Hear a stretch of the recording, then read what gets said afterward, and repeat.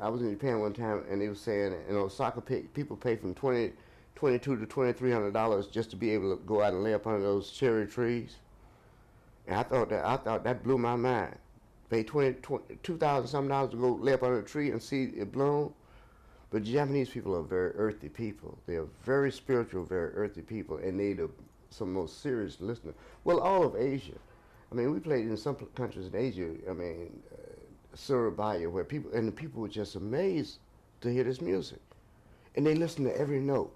It's not like American people. I doubt if American people hear 25% of the music when they go to a concert. They're more in the visual, of what they see. And the problem I have with that is like the jazz musicians today. They don't dress. Like I come from the era where, I mean, if you look at the African musicians, they always dress ceremonially when they play music because it is a religious experience. It's not the experience you just go like you every day. Because when you get up on the stage, you're not being every day. You're actually presenting the essence of yourself. So my attitude has always been the same. Even before I met Elvin Jones, my attitude was still the same. Play like it's the last time you're going to ever play. Because you don't know, we have no idea, I better knock on wood. My comment has been where I've been kind of, my mother, even when I was a little kid, I didn't have to go to funerals and stuff, So I never was around, much around that. First time I actually went to a real funeral was my uncle, when I made this. I flew back home. Because when I was making Well, at a power station, where we call Saucer Kitchen. When I was making this record, Saucer Kitchen, Raven Rock, and we were recording the song Well, it's the time he died, and I knew it. And when I got home that evening, my aunt and them called, and I called back, and they said, your Uncle Johnny has passed away. So you felt it? I felt it right here. But that wouldn't have, when I was strung out on heroin one time, I OD'd. And my aunt and my mother and my aunt came to me. That's the only thing to save my ass. Because I was in a abandoned building. I used to live in there sleeping on a cot. And had some cold running water in the toilet, but that was it. Down on Avenue A. And I was gone. What years were those heroin years? From the time Coltrane died until I started practicing Buddhism in 1974. Coltrane died around 67. From then to around 72. So after Albert Eiler and before Ornette? No, I worked with Albert Eiler when I first got to New York in 66. Yeah. Right. And after I worked with Albert Eiler, see, I didn't realize what was going on. When I got to New York, I immediately went to work with Betty Carter and Charles Mingus and all these people, right? Yeah. And I was working at the Fire Spot, and I didn't know that was, I guess I knew it was a big deal, but I was scared to death. Yeah, we talked about this at length yesterday. So I wasn't aware of that, so I really got strung out after coming off the road with a Ray Bryant trio. And Ray Bryant tried to save me and a whole lot of people, but I was gone by then. But I already knew that because Brother Brown, the person who got me in school up there at the University of Bridgeport, his aunt was a soothsayer, Aunt Hattie. And when she passed away, they found thousands of dollars all over under the rug and the couch.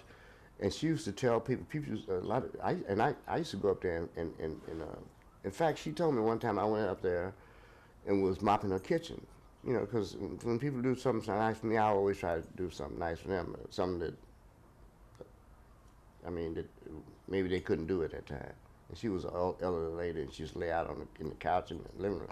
So I was in there mopping her kitchen one day, and she said, "Come in here, boy." She said, "And you going to New York, but don't worry, you'll be all right. You're going to live through it. You're going to have some bad times, And I knew I was going to get strung out. And I told John Hicks and his wife that, too. I told them after that happened to me. And sure enough, I did. That's what happened. But I lived through it. I got through it. And what did that experience that experience is what transported me to what I am now. Because then I had to learn to hustle. And I had to hustle $300 a day. And I became a booster, and I was good at it. very good at it. What's a booster?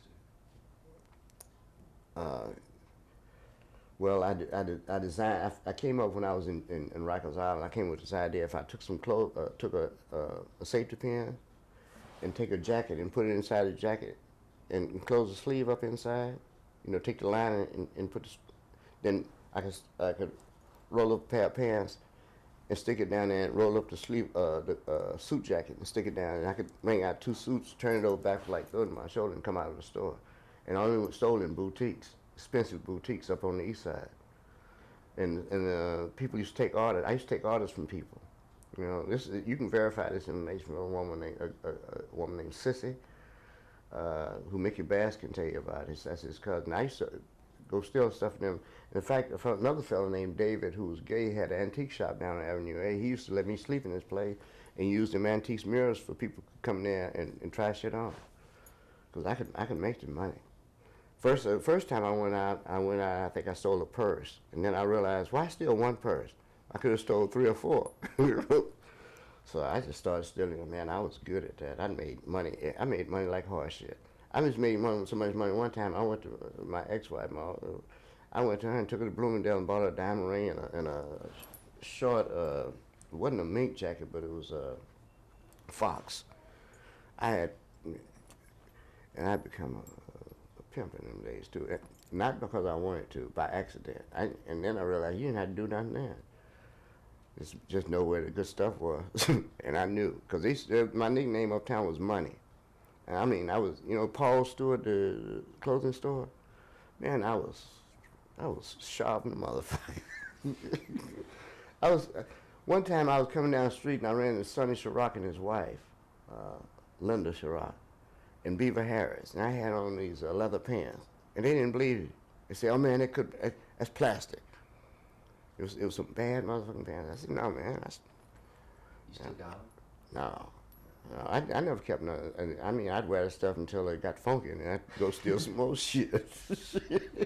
I got Dorothy got pictures of that time.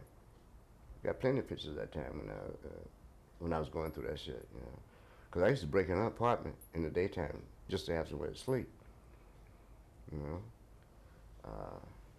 I'd climb up on the building. Man, I was doing all kind of shit. There's a story about a Cadillac somewhere in there. Oh shit! You don't have to go there if you don't. One night, right there on 5th Avenue and 8th Street. Well, 9th Street is here, right? So I'm on 9th Street, and here's this garage, because it's apartment buildings. There's all these stores around there, but people don't look at the apartments. The above is about 2 or 3 floors of apartment, at least 2-story or 3-story. And they got this garage because it's very expensive, right? And they got the garage, underground garage. So this man had a brand new Cadillac. Not 2 months. He didn't have 2 months. He was a dentist. How I know, because he had all them, them casts, they make them things, the molds, the impressions. He had them all in the trunk. Well, I'm walking, it's about 2, maybe 2 in the morning, something like that. And when he drives up to the garage, him and his girlfriend are so drunk they fall asleep waiting for the porter to open the garage door, right? But I guess the garage, he didn't hear him or something, and so they sitting there and the car's running and sleeping. He had on this beautiful ring, right? So I know I can't get to his wallet, but I'm trying to get the ring off. And he wakes up, right? And then he falls back asleep. Then he wakes up again and say, "Oh, wake up, honey, the man is here." And they get out of the car and walk around the corner thinking I'm supposed to be parking this motherfucker. Shit. Talk about a nigga driving in style, boy. I'm going up and down the highway. I'm going up to Cop Bundles every day. Man, got all my junkie brothers, my junkie friends, we riding in this big old white Cadillac. and by the way, that's the time I OD'd. Because after I came out of there, about a day or so after I came out of that OD, I got up one morning and in this old cleaners, it was a cleaners I was living in. It had all these lumber in it, and it had a great big old rat. It was about this size. And I got to tell you about this. This big motherfucking rat. I mean, he was smart than a motherfucker. My mother and them had sent me a apple cake. My aunt used to make these apple cakes every year. Every year around when them wine apples came out, them wine sap apples or something. and they sent me this cake. It had aluminum foil. I go around to this French bakery to get me some milk because it was early in the morning. That was the only place you could get it that early. So I go around to get me some milk to eat this cake. This motherfucking rat had ate up half my cake when I come back. Including it. He got it through the aluminum foil. But then that wasn't the bad shit. I had went over to the store, you know, and when I needed shoes then, I just go into a shoe store and sit down and start trying on shoes. Once I found a pair I liked, look at them, I just walk around and talk to people, walk on out, leave my home. So I had these nice shoes. Do you know this motherfucker one night I was sleeping, shitted in my shoe? I said, this goddamn. And then one time I woke up and rolled over, I knew he was there. He's about as far as that television. He never would come close, you know, because he's so big he'd have to lumber away. But he stayed along far enough where I couldn't get to him or throw nothing and hit him. But you could smell him too. Just like that big old pig we saw yesterday. I rolled over and looked at this motherfucker. He's just standing there staring at me, this big motherfucker. But no, I got up one morning and went to the door. I was getting ready to open the door and I see a cop out there walking around the Cadillac. I said, oh shit, I lost my damn car. Well, I ain't had no driving license. I ain't have shit. I was bebopping my ass off. I had a good time with that motherfucker. Shit. They took that motherfucker on back. I was lucky. So those were the crazy years. Those were the good years. The good years? Yeah, I had a good time there. That's the reason I can laugh about it and talk about it, because that was wonderful. Because don't let anybody fool you. Don't let nobody fool you. Ain't no high like that on the planet. Don't try it, though. Because you cannot lick it. It will whoop your ass. But boy, talking about, what it is, it's the same euphoric state that you reach if you play music with your full potential and force for about a half an hour. You know how you reach that other level, that second wind? While you drift off in that, you just playing pure music? That puts you right there. That's what it is. It just touches a place that's already there. Because I read a book a long time ago where it basically says that all the chemicals on the planet we have in our body already. So even with acid, you just increasing the amount of LSD or lysergic acid that's already in the body. But that poppy's a mother.